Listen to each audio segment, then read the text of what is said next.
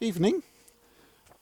Probably our last session on Ignatius Letter to the people of Ephesus.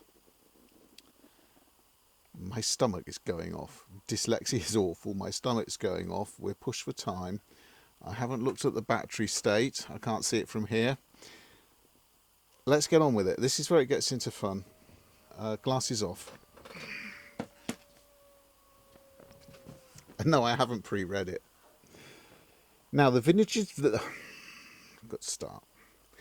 Now, the virginity of Mary and her giving birth were hidden from the ruler of this age, as was also the death of the Lord, 3 mysteries to be loudly proclaimed, yet which were accomplished in the silence of God.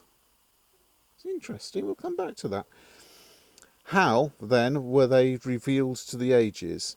A star shone forth in heaven, brighter than all the stars. Its light was indescribable, and its strangeness caused amazement. All the rest of the constellations, together with the sun and the moon, formed a chorus around the star, yet the star itself far outshone them all. And there was perplexity about the origin of this strange phenomenon, which was so unlike the others. Consequently, all magic and every kind of spell were dissolved. The ignorance of so characteristic of the wickedness vanished, and the ancient kingdom was abolished. When God appeared in human form to bring the newness of the eternal life, and what had been prepared by God began to take effect. As a result, all things were thrown into ferment, because the abolition of death was being carried out. It's a long-winded way to give perhaps the primary message that the church might want to take from this and perpetuate is that Jesus came to take away death. That death has no fear, because Jesus came, blah, blah, blah. But there's an awful lot of other stuff which is quite interesting. Now, the virginity of Mary and her giving birth were hidden from the ruler of this age. And we know that because he found out, Herod found out and had all those boys slaughtered. Why was the virginity of Mary hidden?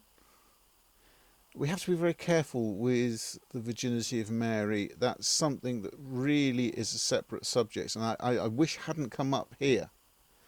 It's a separate subject, and it's actually a very complex subject, which we're not going into, but we're going to take it at face value, the value that the English-speaking church, certainly the Western church generally, put on it, and say that was hidden because obviously it made the conception and the birth miraculous. Okay, I'm not. That's the only reason I can come up with that he might want to include that. I think he goes on about the star. It's the light of the world. Lightness, bright, as opposed to the darkness of evil. It's some nice imagery going on there. If Jesus Christ, in response to your prayer, should reckon me worthy, and if it is his will, in the second letter which I intend to write to you, I will further explain to you the subject about which I have begun to speak, namely the divine plan with respect to the new man Jesus Christ, involving faith in him and love for him, his suffering and resurrection, especially if the Lord reveals anything to me. Continue to gather together, each and every one of you, collectively and individually by name, in grace, in one faith and one Jesus Christ, who physically was a descendant of David, who the Son of Man and Son of God, who is the Son of Man and Son of God, in order that you may obey the bishop and the presbytery with an undisturbed mind, breaking one bread, which is the medicine of immorality. The antidote we take in in order not to die but to live forever in Jesus Christ. He's summing up. He's summing up a lot of things there. Jesus Christ, who physically was a descendant of David. We've had it in the previous paragraph, we've had the virginity of Mary, and yet Jesus is also physically a descendant of David. Prior to that, yesterday we mentioned about your Jewishness being held in the mother's lineage. So Jesus has come down from David, and that has been Mary's contribution, King David's line. It lends a lot of authority to the people of that place and that time. You'll be pleased about this bit. I am devoted to you and to those whom for the honour of God you sent to Smyrna.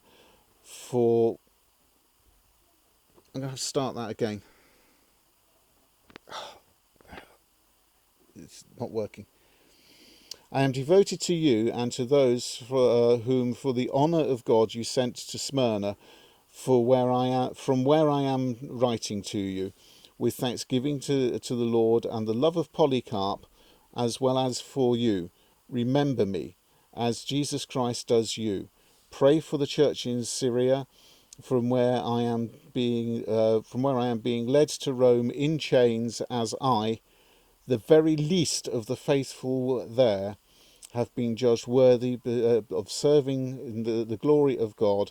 Farewell in God the Father and in Jesus Christ, our common hope. To the Magnesians. No, we'll do that separate, because we can now we've seen how he works, and that last was basically, so long and thanks for all the fish. The last paragraph there, I am devoted to you, and all those. It's just a very long-winded way, a very long-winded way of saying hi at the start of the letter. It's a very long-winded way of saying bye at the end of it. It shows, although we might not be comfortable with the words, I think the intent is to show a humble devotion to the church and to the people of the church, no matter where they might be.